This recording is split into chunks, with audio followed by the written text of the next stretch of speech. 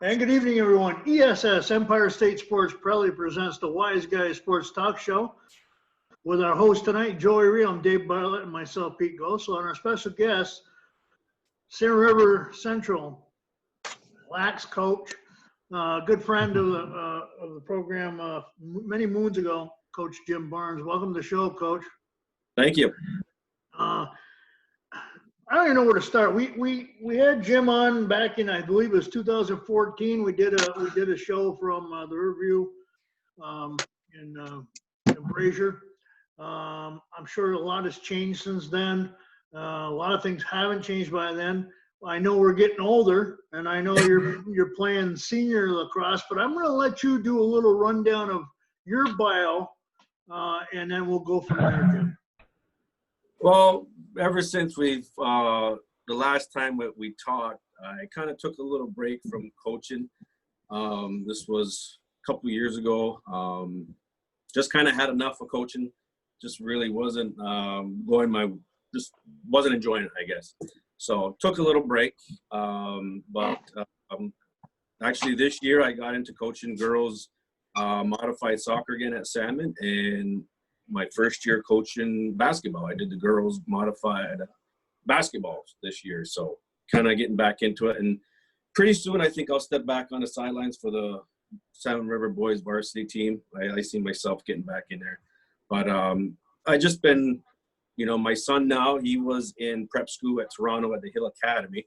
So basically it was a nice little break. I could travel, and, he was playing all over Maryland and Philadelphia. So almost every weekend I was traveling. So it was a nice break to be able to be a parent and to sit on the sidelines and watch the game. So that was a nice. Was it tough coming out the sidelines, Jim? Not really. I think I was at the point where I needed a break. I was coaching since I think, me and my wife were talking about how long I've been coaching, and whether it's youth leagues, the varsity team at Salmon, coaching the girls hockey team, coaching, I did the girls varsity hockey team. I did the girls soccer. So I was coaching from here and just going from one sport to another. I know during the lacrosse season, I was doing my son's indoor team, Canada. I was doing fall lacrosse, and at the same time doing, different other things like that. So it was just one after another, and I just felt like I needed a break. So. Yeah, I can imagine. I mean, you look at your resume, so to speak, of all the different coaching positions you've held just in lacrosse alone. I mean, and then you add in some of these other things you were talking about. That's a lot of time spent dedicated to coaching. Yeah, it does take a lot out of you. And when I coach, I put everything into it. I mean, right. I'm not just a 3:30 to 5 o'clock coach. I mean, I'm there and I'm in it for the whole thing. So, and that's at anything I coach, whether it's basketball, whether it's soccer, whether it's lacrosse, whether it's hockey. I attack my coaching the same way I do. So, and it just took a lot out of me, and I'm itching to get back in though. Well, it's good to take a little hiatus once in a while to get away from things. Jim, let's back up a little bit and talk about, you came through the system there at San River. Yep. Went on to college to have a pretty awesome college career. Yeah. So if you can elaborate on that in Salisbury. Yeah. Well, first I went to Herkimer County Community College, which is a 2-year program down in Herkimer. I went 2 years there. I was an academic All-American, which surprised the hell out of me being. I was a physical education major, and that's something I just really loved doing. So the classes were pretty easy. So I played 2 years there under Coach Paul Wareham. My last year there, I was team captain.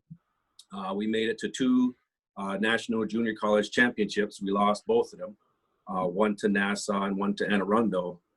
After that, I did transfer to Salisbury University, which is down in Maryland. I played 2 years down there. 1999, we were the Division III national champions that year. And also my next year in 2000, we made it back to the finals, but we ended up losing to Middlebury. So out of my 4 years of playing college lacrosse, I only lost 4 games. and 3 of those were Three of them were national championships. Yeah. Yes. But I'm lucky enough to have one. I mean, There you go. and I tell my players all the time that, you know, it wasn't the one that I won that I learned the most from. It was the ones that I lost, you know, and that's what makes you want to get back there. That's what makes you want to get better, is when you see the other team celebrating, you know, that's a big motivation right there. That's gonna be one of my, my coach questions coming up soon for you, but I'll hold on to that question. Okay. I ask all the I don't know if you followed our show at all, but there's always a question I ask the Okay. coaches. So you went on the Iroquois Nationals and you played Akwesasne Junior Bs also. Give us a little insight on that. Was that over the Turtle Dome at the gym, or What was that? the Turtle? Were you playing at the Turtle, or are you working or somewhere else? Back in the day when I was playing juniors, we didn't have the Turtle Dome. We actually played out of Cornwall. We played out of a couple arenas out of Cornwall. It wasn't really until I started playing seniors that the Anoa Goal Arena finally came about. So I played junior B lacrosse here with the Akwesasne Lightning.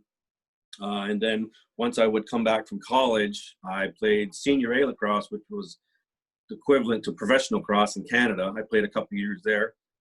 Tore my ACL. I had a professional tryout with the New Jersey Storm right out of college, but tore my ACL, and you know, that was that. But I continued playing. I played senior B lacrosse with the Snake Island Muskies. But yeah, just tried to play as much as I can. What's the difference between senior A and senior B? Yeah. Senior A is the elite, is kind of like, you know, the professional league. It's, you know, the top of the top. You have senior A and you have senior B. Just like when you have junior lacrosse, you have junior B lacrosse, which I play, and you have the junior A lacrosse, and that's more of a higher elite. Okay, that's what I figured, but I thought I'd ask just to. Yeah. That's cool. And then I played a couple years with the Iroquois Nationals. 1996, I was on the U19 team that traveled to Tokyo, Japan. I was selected team captain. That was a great experience right there. I mean, going to Japan I think I was in 1996 was just unreal. I mean, it was just amazing. And then 98, I made the men's lacrosse team, which was the World Games in Towson, Maryland. And that was basically after that, I kind of moved into working with, as far as coaching with the Iroquois Nationals. Right now, I'm actually an assistant coach with the under-19 team. We should have been actually in Ireland this year, but it's obviously been postponed to next year. So I'm actually on the coaching staff for the U19 team that's going to Ireland next year. That's awesome. That's awesome. Tell us a little bit more insight about your trip to Tokyo and how that all played out as far as, you know, I don't know how far you went and exactly what routes did you take to get there? Because it's an interesting story. Yeah, we as a group, as a team, we met in Buffalo, I believe, and we left from New York City, which I think was at the time a 15-hour flight. 15, 16, 17-hour flight. And this is back in the day when there wasn't any iPods or anything like that, you know, so that was a long, long flight. But being there in Tokyo, we basically were on the outsides. I believe it was Edogawa, Japan, I think we were at. Back then it was a small, it wasn't as many teams as there is now. Just USA, Canada, Australia, Japan, us, England. So it wasn't as big as it is now, but the experience there we had was just, I mean, there's so many stories and stuff that I can tell. And I remember going into McDonald's and we were having to point at menus, and, you know, we had an interpreter with us, but just, you know, it's just crazy. And the size of the hotels that we stayed at, it was just, I mean, my feet, I mean, I was only 5'7" and my feet were hanging off the bed. So that was crazy. How'd you guys finish over there? We finished, I believe, 4th in our pool. I mean, USA and Canada are always ranked up there. Back then, Australia was pretty decent. We back when I played in '96 with the U19, you didn't have as many kids playing field lacrosse as there is now. I mean, I think back when I tried out, we had maybe 30, 40 guys at the tryout. Excuse me. But now, I mean, even with this U19 group, I think we had close to 200 guys on the list. So that's how much the field lacrosse has expanded, and especially with the native kids, it's unreal.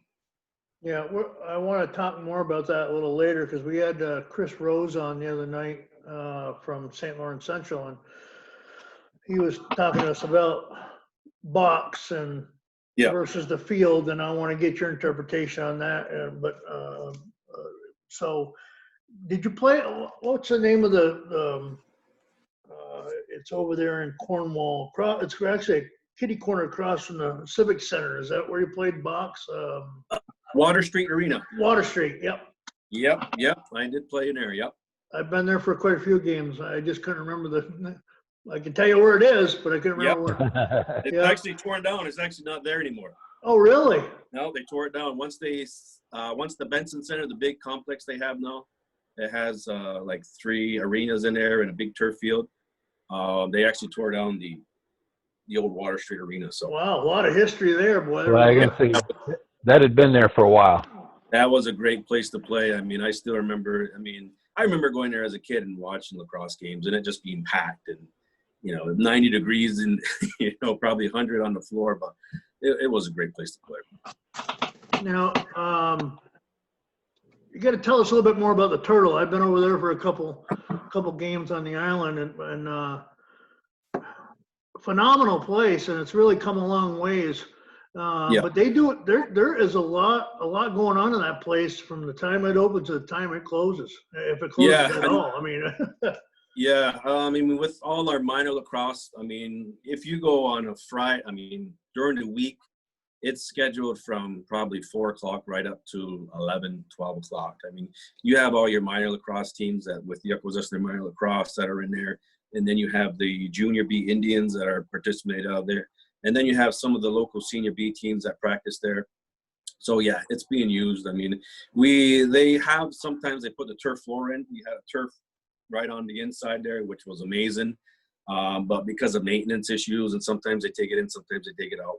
But yeah, it's just an amazing place. And that's a great place to play. When that place gets packed, and I know last year the Junior B Indians made it to the Ontario finals against Six Nations, and it was an all native Ontario finals, and it was packed. It was crazy. Oh, I can imagine.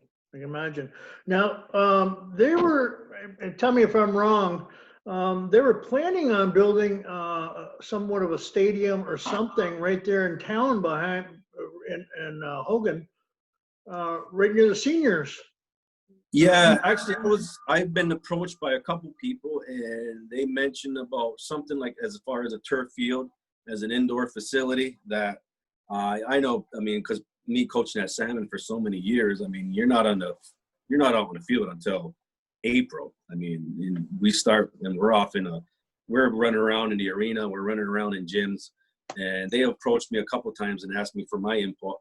I know the old Bingo Palace there in Hogansburg, they talked about putting into kind of like an indoor facility. I'm not sure where the talks with that have gone, but I know that's something that they've been talking about. And as of right now, I don't know what's going on or who's in charge of it now. So you have a new field at Salmon. Yes. Talk to us about that. Yeah, it's a great field. I would love for it to be turf, but it is what it is, and the turf field got shut down a few years ago. But it's a stadium. I was on the board then. Yeah. Yep. But this is a great field. It's got the bleachers.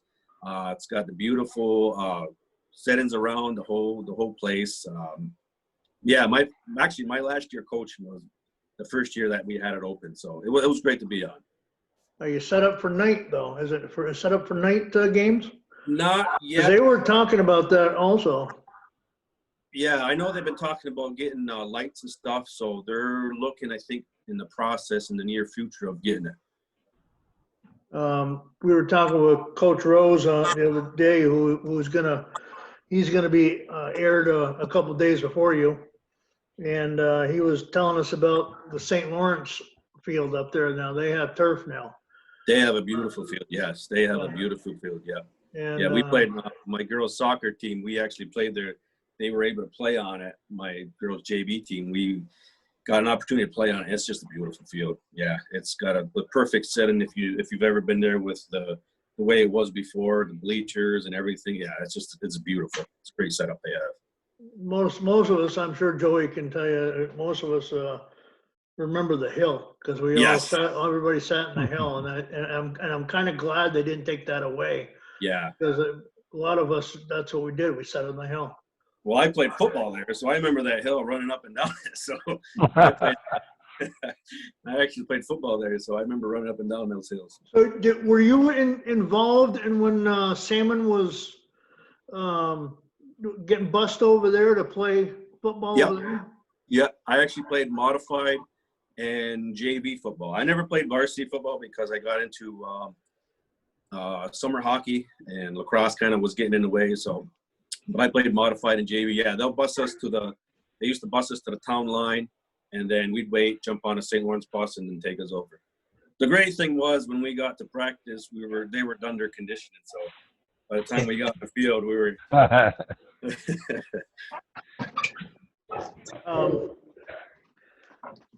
I know we've been jumping around with a bunch of topics here so far, but I got to go back to the World Games that you got quite a coaching resume here, Coach, and but you got to tell us a little bit more about the Maryland World Games. I'm really intrigued by this. I mean, you played internationally when you were available to do it, and then you turn around, now you're coaching. Yeah. How did it feel being involved in that again, but not being on the coaching side? It's obviously it's totally different. I mean, you still have the same aspect as far as when you're a player, you're putting on your jersey, you're putting on your country's colors. If you think about putting on your USA colors and going out and play, for us, we put on the Iroquois national colors, and we play for our people. And it's the same thing as coaching. Obviously, the difference is I'm more involved. There's a lot more. As a player, you show up, you go through the routine, you go through practices, you got to know what's going on. But as a coach, there's so much more into it. I mean, the level of coaching that you have there is just unreal. You have Division I coaches, Division III coaches, and it's great because you get to mingle with everybody. I mean, you get to talk to Division I coaches and find out what they're doing, what's working for them. I can remember sitting down with Team Canada and kind of going over what USA is doing. I sat with USA, what's Canada's doing. So as a coach, you're just, you're a sponge and just sucking everything in. And it's just, it could be a lot sometimes. And obviously the pressure for playing for your country and, playing against Team USA, playing against Team Canada. Those are, really big rivals. Australia, England. Anytime you step on a field and you're hearing, the national anthems of every different country, it's just, I played college lacrosse, but there's nothing like playing against Canada. That's totally different. Now, the thing I remember is that when Iroquois Nationals first started out, everybody was wondering who the hell are these guys. And actually, a few years back, you guys made it a point that everybody knew who they were. Yeah. They made it to, I know, the quarterfinals. Yeah. So were you involved in that? I was I was an assistant coach in the beginning, but for personal reasons, I took myself off. They traveled to Finland. Seth Oakes and Lyle Thompson and Hank DeLisle, Kai Tarbell. Those Salmon guys were on the team, and that's actually the first time they beat USA in the round robin. So that was a great group. I mean, that team had a lot. They had a lot of firepower, and but they lost in the quarter. But yeah, they went as far as any other national team has gone. And I broadcast quite a few of your games, and those kids that you just named off were under your direction. Yeah. At Salmon. Yeah. Hell of a team. The problem we always had at Salmon was that Section 3 area. Yeah. Where we never could step up to the plate when we got down there. Yeah. It just seemed like we were overwhelmed. Yeah. I mean, I always told my players, it's like if you watch the Rocky movies, I mean, you get punched in the face, you get punched in the face. And I said, when we were playing, I mean, we didn't get punched in the face that much. I mean, you don't really find out who you are until you get knocked down. And, you know, coaching those teams with Seth and Dalston Day, Guy Tarbo, all those players, you know, we didn't get punched around that much. And it really wasn't until we got to Section 3 in the playoffs when we really got punched in the face. And, you know, for them, it was an eye opener. And, you know, it's just one of those things that we just, you know, always fell short. And your schedule reflects that you play down there preseason now, right? To try to get those butterflies in check. Yeah. We tried to schedule as much as we can. Down there with Section 3, there's so many teams that their schedule fills up quick. And, you know, for them to schedule either for us to go down there or for them to travel, you know, it was always tough. And, you know, we were lucky enough to get a few games that, you know, made a difference for us during the season. But, you know, when you're facing teams like that every single day, you know, obviously when you come to the playoffs, they're ready for it. You know, for us, I mean, St. Lawrence gave us a go, Canton would give us a go here and there. But other than that, it was always until we got to the playoffs that we always were. And then, you know, thinking back to all those playoff games, it always seems like something happened that, you know, was a deterrent.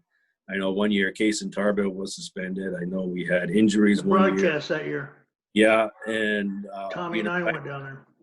Yeah, and I know one of the games that stand out is the overtime loss we had to Cazenovia. You know, just a fluke little flip up in overtime. You know, we battled back. That was, you know, everybody says that was a state championship game right there. I mean, I'm always going to remember that game. Even though we lost, that was, you know, by far one of my top games that I've ever been a part of, even though we lost. And I tell my players that all the time because of the way they held their head up, the way they battled back. And, you know, we were toe-to-toe with, you know, Cazenovia, who back then was, I think they won 3 straight state champions. So, you know, Tommy Smith and I went down for that game where Case was not able to play. And to this date, it was our biggest online listen game. We had over 1,800 people listening to that game that day from home. So it was awesome. Unfortunately, we came up a little short, and I think it was only 1 goal. We had a chance at the end. I remember that game because we actually had Dalton Rompoint, who was an All-American defensive player. He was actually playing midfield for us, and we had a couple players really step up. And overall, it was just a team effort. But like we said, we just didn't have enough at the end, and that's usually the way it goes. I'm going to turn it over to Joey here in a second because he's probably got a couple questions. But I got to mention one thing. I'm a basketball guy when I broadcast. It comes second nature. So when I started doing lacrosse at Sam, and I said, okay, let's Tommy and I do a game and we'll up there, and several times we do it underneath the tent right behind the scores table because it was always raining or doing something. But anyway, your boys had a hidden ball trick. Yeah. And I'm sitting there calling the game, and I'm continue to call the game, and I don't even know where the hell the ball is. What? Yeah. I don't. To this day, I'm going, wait a minute, who the hell's got the ball? So is that a planned thing, or is that something the boys just put together? You know what? That's something that they do in the backyard. And when I talk with other coaches, they always ask, how do your players come up with this stuff? How do they come up with this stuff? I mean, this is stuff they do in the backyard. This is stuff they do when they're outside hanging out or they go to the field. And I know my son does it all the time with his friends. They'll say, okay, let's do this. You know, I don't set up a play where they said, okay, do this, but, you know, that's just something they do on their own. It took me, I'll be honest with you, it took me 3 games to figure out who the hell had the ball. I mean, we'd go to break or halftime, and I'd put it on music in the background and look at Tommy and go, what the hell was that? Because I didn't. I said, I just thought somebody had I didn't know how that go. Well, I'll tell you what, it had everybody on their back feet, including me. But you had to Yeah. know something was going on, because all of a sudden, it's like I thought it was on the opposite side of the field, and now it's in the net. So Yeah. it was a fantastic play. Yeah, some of those plays, sometimes they put them on ESPN. I know the college teams do them once in a while. And, when they work, they're great. I mean, but that's something that kids do when they're in the backyard. And they said, hey, if you score a goal, that's great. Yeah, that's awesome. Yeah. It's awesome. Joseph, you had something? Yeah. So, Coach, since we're kind of topic in the high school game, but I feel for you in the respect that it is tough for you guys to schedule. Number one, the spring season is the shortest season of the year. Now, weather doesn't really impact you guys, but if you got some late winter stuff going on, it can. So it is hard for you guys to schedule outside of the section the way we can in basketball and hockey in the winter. It's pretty easy. I mean, hockey, you see teams from all over the state coming up here. Yeah. So, one of the things, being an athletic director and Chris Rose now being the coordinator for lacrosse, I'm learning a little bit more about it. And, if you're getting back into it, it makes me, if I was a coach right now, hearing what you're saying and how important it would be for you guys to learn how to beat Section 3 and Section 4, because that's who you play in states. Yep. You're going to have more teams coming into Section 10. We've got Plattsburgh is now involved. From everything I'm hearing, it won't be long, and Malone will be joining probably within a couple of years. Harrisville was on the verge of joining this year. A small little school, Harrisville. Yeah. So the more teams we get into Section 10 with only a 16-game schedule, and you're going to probably play 14 league games, just doesn't leave you guys a ton of room to get out of the section. Yeah. I mean, because you usually schedule everybody twice. And by the time you're done, you have 4 games left. That's usually what I had. And a lot of times I would go over actually and play Vermont. We went over and played South Burlington. We went over and had a couple of games with them. And we played another team from there. But usually when you beat somebody 22-1, they usually don't call you back. So that was another issue we had too. And but yeah, it's tough. It's always tough to schedule those games. And then usually what I would do is, like I said, I'm always into it. And I'd be emailing them constantly, even in September, October, November. I'd be emailing saying, let's pencil something in. They come back, yes. But then once the schedule's released, they said, oh, we can't. So that's always a tough thing. Well, here's hoping that can get rectified, because obviously it is important. I mean, you're not going to get anywhere in states until you start playing those teams and getting the confidence against them. So good for you that you guys try. And I know Chris Rose does the same. He usually tries to at least get down to the Watertown area. Play them. A lot of times we would talk like with St. Lawrence, Canton. We'd say, come down and play. We'll play, back to back, or we'll use SUNY Canton. We have St. Lawrence University. We have SUNY Potsdam. So usually we try to, work together as far as coaches and as bringing other people in. Whatever it is to entice them to get up here. Yeah. Well, and obviously, and you brought it up already. I mean, we now have our own turf field, which obviously I didn't realize. I forgot that, I gave our JV girls a chance to play on it last year. It didn't click with me that it was your team because that was the only game. That was the only game that I allowed the JVs to use it. And I'm lucky that you guys get to see it. So you've actually been on the field more than Chris Rose. Yeah, that's true. Yeah, because the poor guy didn't get to use it this spring. So Jim, do you before Joey gets back in, do you think that those teams from Section 3, when you want to try to do a preseason with them, do you think they're reluctant to get involved in a game and screw up their possible win-loss record? I did hear, now this is just rumors. When I was coaching in the fall, we traveled to Albany and different areas. And I've talked with a few parents, and they actually did say that, I'm trying to remember the school, and I talked with one parent, and they said, oh, you're from Salmon River. They said, no, we didn't want to play you guys because we don't want to lose. because that would actually drop them in their standings. So Right, the school and their That's- state rankings, yeah. yeah. So I've talked to, a couple parents, and they said, "Oh, you're from Salmon River." Yeah, we didn't want to play you guys. So that's kind of something I've heard just from different parents talking. And I know talking to the Cavs coach, he really wanted to get a game, but, at the same point, he didn't want to, devise his plan or let me videotape his games or anything like that. So, it's always tough, but it is what it is. I mean, that just sounds like a total lack of respect for us in Section 10. That's the sort of thing, even though I'm not a lacrosse guy, that's ticking me off just hearing you say that, because that's a roundabout way of saying, yeah, we don't want to play those guys. That rumor's been around for a long time now, because they didn't want to scoop this. See, the Section 3, depending on who you go down there with, who you go to ask to play with, sometimes they're beatable early season, and they don't want to sacrifice that state rankings if they do get booted one game. So they will pull out. I've heard that several times when I was at Salmon. So Yeah, because it is so close. I mean, their standing and their rankings are so close. I mean, and their seeding, where they can play, where they, depends on where you're going to go and stuff like that. So yeah, it's usually a pretty big thing with it. So Coach, I was looking at at your resume, and the one thing that just floored me was all the different levels that you've either played in or coached in.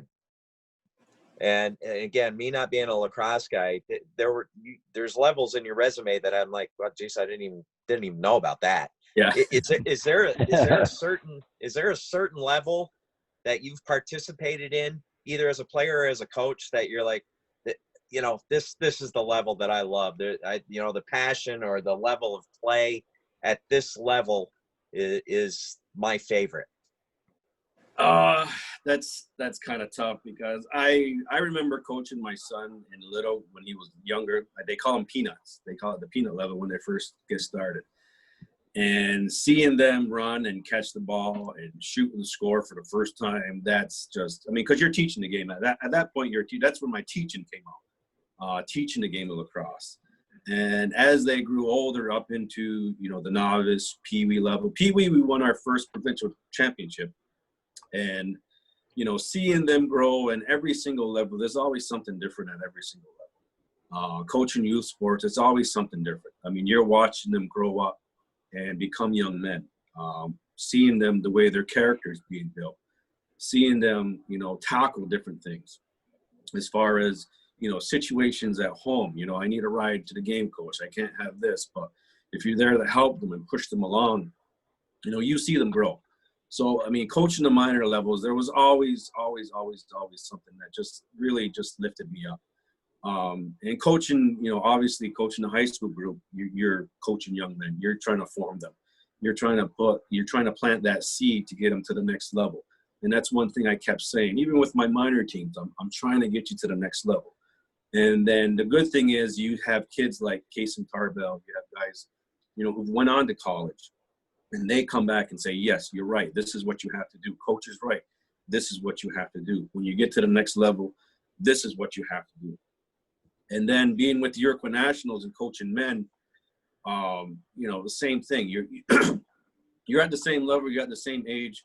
Some of them a little bit older, some of them a little bit younger, but you're talking to them and you're still coaching. I remember Cody Jamison at the time was probably the best player in the world probably at the time. And I remember him coming up to me at practice and saying, Coach, what can I do better? And I just looked at him and like, or more maybe. But that's the thing. When you're around those players, it's the atmosphere, it's that taste of the competitiveness that they have. They're constantly wanting to learn, and even at the highest level, they still want to learn. That peanut group you're talking about, are those the ones that play behind the Mohawk School? Yes. Sometimes I've watched them several times. They're the funniest thing to see. The helmets are bigger than they are. Yeah, their sticks are huge. They got shoulder pads. They look like football players. One kid gets hit, they all fall down. Oh yeah. Yep. That's a great little league though. Yeah. And in the indoor league, they actually hit. when you're playing box lacrosse, even at that age, the little guys, they actually cross-check. So at a very young age, they're getting learned to hit. So it's already taught them at a young age. That's cool. It beefs them up a little bit, I guess. Oh, yeah, yeah. Makes them prepare a little bit. So, you got more, Joe? Sorry. No, go ahead. Go ahead. Okay, so I'm gonna throw this out to you. I've asked every other coach, I'm gonna ask you too. So I need to know what's your favorite team you've ever coached? And it could be any, and you gotta name off the team. And then who's the best player you ever coached? I know it's a trick question. Yes. And I don't wanna have anybody have hurt feelings, but I'm gonna put you on the spot. I would have to say that I already mentioned them, the group that we lost in overtime, the Cavs. That was a special group. I mean, a lot of those kids I started once they were in 9th grade and saw them all the way up through, coached them for 4 years. But I think that group right there was, a very special group. But I have to say a close second would be my girls hockey team that we won the States with, that went 22-0. That was Allie Beerle, Katie Beerle, Tamika Thompson. That was just a great group too. I mean, I didn't even have to do any coaching then. Just a very talented group. So I'd say those two teams right there are neck and neck. I mean, with Seth and Kai and Dalston, Oakley Thomas, Kobe Johnson, all those guys. They always have a special place in my heart. But I also got to say the girls because, I mean, that was just a great group. And we went 22-0 and won, I think, probably the last state title Salmon has. But that was just a great group of girls. Best player? Oh, geez. Too many to name. Oh, I know. Oh, Just off God. of a couple of years, I could name most of a lot Yeah. of good players. I do miss the pink shoes from Skylar Thomas. Oh, yeah. I mean, there's characters. I mean, I can put so many kids. I mean, Seth always stands out. I mean, Seth Oaks was truly one of my favorites. He was a very coachable kid. He had the talent, always at practice. Injured, he's there. Hurt, he's there. Anything, he's there. And he's always willing to give it. No matter if we're playing Casanova or Saranac Lake, it doesn't matter who we're playing. Doesn't matter if it's 6 o'clock in the morning or 6 o'clock at night. He's got the equipment on. He's ready to go. I mean, but there's obviously so many others that are there, but he obviously is probably one of the ones that stand out. Good. I always ask that to all the coaches, and it is tough. Yes. Especially when you ask them, that question, and most of the answers we get are, well, it wasn't my undefeated team, was not the best team I ever had, and the best team I ever had was probably the one that we did 500 with, because all their hearts were in it. We just never finished.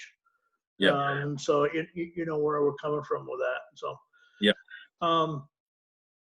so tell us a little bit about your plan now. You're playing a senior division yourself now, correct, Jim? Are not as much anymore? No, not as much. I mean, the mind and stuff was willing, but the body says no way. I've kind of retired from playing a bit. I will do, sometimes I'll go out to Lake Placid and there's some master games they play and stuff, or get some guys together and we'll go play. That's usually about all my playing I do right now. I mean, my knee is pretty bad, shoulder, back, but I love coaching and I love the game as much as I can do. Now you go back annually for a Salisbury game, correct? Oh yes, I try to get down as much as I can. I mean, the Salisbury area in general is just beautiful. I mean, you're half an hour away from the ocean. You're half an hour away from Ocean City. If you know where that is, that's just a beautiful place to be. And the atmosphere there, Salisbury, I mean, I learned a lot from Herkimer, from Coach Paul Wareham. I learned a lot from him. And I also learned a lot from Jim Berkman, who's the head coach down there. And he actually probably was one of the major things that put me back into coaching. He actually, over this whole pandemic we've had, he's had something which was called the Seagull Summit, where a lot of former lacrosse players, Salisbury lacrosse players, would come on and they would give a presentation on, offense, defense, or whatever. People that are coaching at, Division I schools, Division III schools. So getting on that every day, or not every day, every Friday, and watching that really, got my mind rolling and, really put that fire back in. And he would always come in at the end and give his little speech at the end, little seagull tip, he'd call it. And he talked about planting seeds and talked about, the stuff that his former players are doing. And that really just got me wanting to get back into coaching again. And, the Salisbury is just, they got 12 national championships. I think they definitely probably would have won it this year, the team they had. I know my son, he's at Onondaga Community College right now. We went down for a visit, and, just the atmosphere and everything, even he said it. It's just, when you're there, you're there. And I've been around a lot of places, and as soon as I say I went to Salisbury, they will turn their head. It's kind of like saying you went to Syracuse University, or, for Duke for basketball. When you say Salisbury University, they know exactly what you're talking about and who coached you. So that's the legacy that they have there. And they actually, I think I had an article on him just in the Watertown Times recently.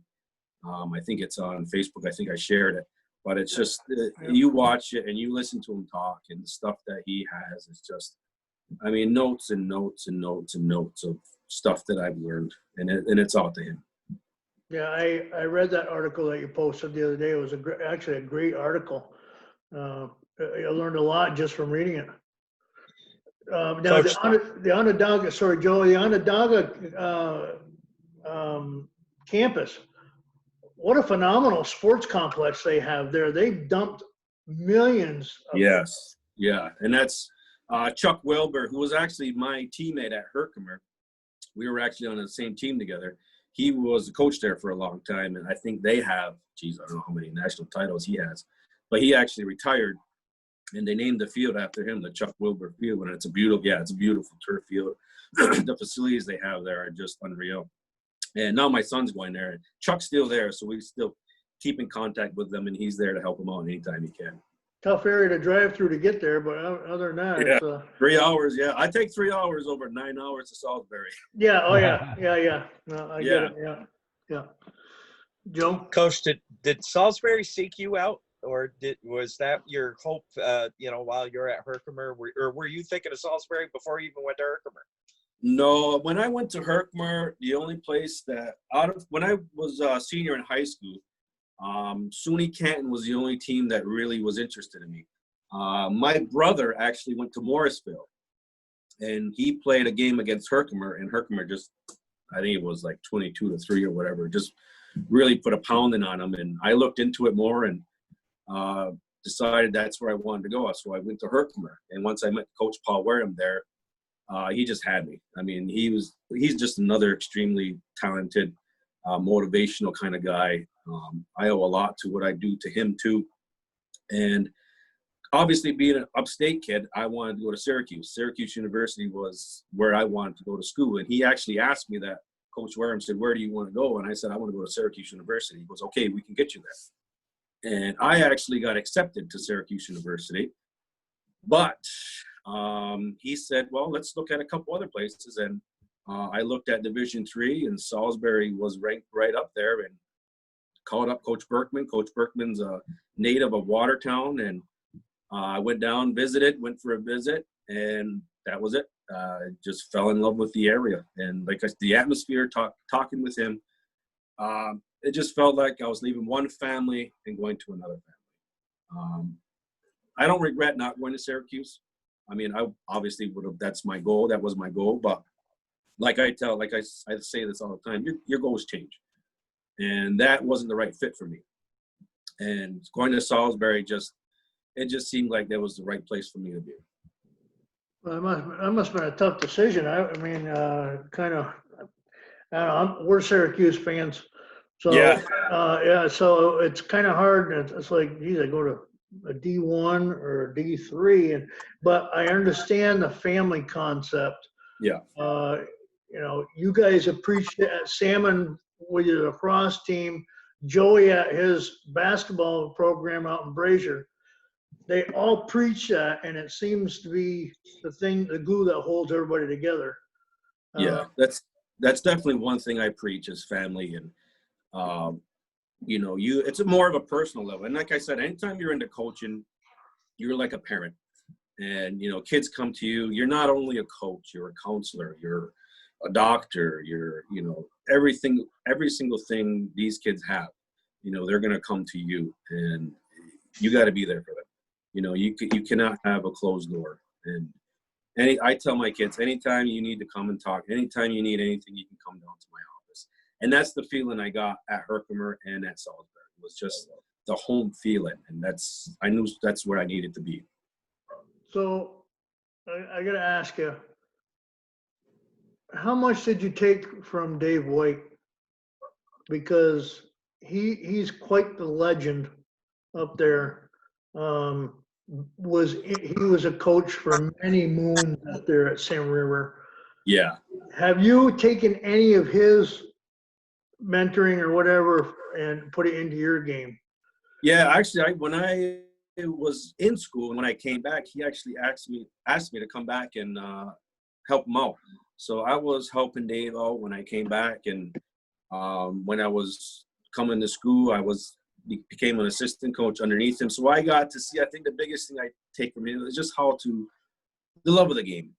I mean, Dave loved the game, and he loved the game of lacrosse. And I got to watch him on the sidelines and how he interacted with kids and his passion, how you can take your passion and pass it on to somebody else. That's obviously one of the things I take from Dave. And he's, obviously he's a great coach. He's a legend up here, the things that he's done. And it was nice for me to be under his wing for a little bit. And then once he left, and then I kind of stepped in and did my own thing. So what's next for Jim Barnes? Well, like I said, I'm looking forward to get back in on the sidelines. Like I said, this is my first year coaching basketball. I really enjoyed it. I was going to ask you more about that. It's like that was a little out of your. It was, but when you look at the game of lacrosse, especially the indoor game, 5-on-5, there's a lot of the motion offense, the pick and rolls, the defense, the zone defense, the 2-1-2 defense, zone 2-3 defense. A lot of things that we do in lacrosse was the same thing I did in basketball. I've always compared the two. There's close comparison. Yeah, and actually one of my coaches I had at Salmon and one of the coaches I had for indoor was Brian Connors, and he's a basketball guy. Oh, yeah. Mm-hmm. And a lot of the stuff that he did was basketball stuff that he put into lacrosse. So my first year coaching basketball, I was lucky to have Mike Benway. Mike Benway is a basketball guy, and he helped me out. And so I got to learn the little ins and outs, but a lot of the systems and the practice planning and the plays and a lot of stuff that I developed was just lacrosse stuff. So I'm really looking forward to more basketball. I can tell you, Coach, from the more I've, being the AD and now required to be at lacrosse games, but the more I started to watch lacrosse, I started to realize it's basketball with a stick. It's the same. A lot of the footwork is the same. The vision is, there's nothing I love more than watching the good passing lacrosse team, because it's the same style, the same thing you want in a basketball game. And then the other thing is trying to draw. You have the ball, trying to draw two defenders. That's one of the things you preach in basketball. Beat the one to get to the next one, and that's going to open everything up. So a lot of similarities, and I could see why a lacrosse guy could come right into basketball and have a positive result and impact. Yeah, and actually a lot of the coaches I've talked to when I was first thinking about basketball, Coach Berkman at Salisbury, he actually played basketball, and he played at Watertown High School, and he was an assistant coach. So he told me like the same thing, very similar. And a lot of the basketball coaches that I talked to, said the same thing. The similarities that you have, the motion offense, the pick and rolls, the defensive systems you have, your breakouts, practices. So yeah, it was a lot of fun. I really enjoyed it. The only thing in basketball, you can't hit the other guy with your stick. Yeah. That's my very first game I coached in. I remember one of the players coming over and saying, "Coach, this ain't lacrosse." Because a player would get bumped and a whistle, and I put my hands up like, "What was that?" A few of the players had to say, "Coach, we can't do that." This But I tell you, the physical aspect of it, though, I mean, my team was a little physical, and it was a lot of fun. I really enjoyed it. That's a good age group too. So Oh yes, yes. modified. I had a great group. I definitely had a great group. Good. So going back one thing, I was curious, does your son have plans to play on after Onondaga Community College? Yeah, he's obviously same thing. He's got Syracuse. Syracuse is obviously one of the schools he wants to go to. Salisbury, he wants to go to Salisbury, but I'm not pushing him. I'm not, wherever you want to go. I told him the same thing. I said, wherever you're going to be happy, wherever you feel comfortable, that's where you want to go. So, I mean, his season got cut short. He got to play in a couple games. He got a couple nice goals. He was actually a starting attackman. So he, was a little frustrated that his season got cut short. But, I mean, like I said, there's always next year. He's got another year of eligibility. So he's going to finish out at OCC and either Division I or Division III. Well, we wish him the best of luck. Thank you. So we're gonna wind it down, but I got one more question for you before we go, Jim. Been out on a bike lately, or? Oh, yes. Actually, it's right behind me. If you can't see it, that's No, I can't see it. No. Yeah. Mine's in the garage, but we've had the last few days we've had a lot of rain here. So. Oh yeah, I'm not a guy to go out in the rain. It's got to be nice and sunny for me. But oh yeah, going out on a bike is just, I tell people all the time, it's just takes your mind off everything. As soon as I got it, you go for a little bike ride, and I'd ride it to school, and whether you have a tough practice or not, or even just a tough day, you go out for a ride, and it's just Clears clear your head. Yep. Yes. Nothing like the wind to clear your head. You first think, like even my wife said it, you don't think on there. I mean, you don't think, you just go, and it's just seems like the wind in your hair just takes everything away. And it's great. Well, I hope to get up there and we'll go for a ride one of these days. Oh, for sure. All right, Jim. I want to thank you for being on. It was an honor to have you back on again. Hopefully we don't have to wait another 6 years to have you back on. So, Yeah. And hopefully we got more stories to talk about. For sure. All right. That's going to be it for tonight here on ESS Empire State Sports, the Wise Guy Sports Talk Show. Joey Ream, Dave Bartlett, myself, Pete Golson, our special guest, Jim Barnes. Thank you for being on. Good night, everybody, and stay safe.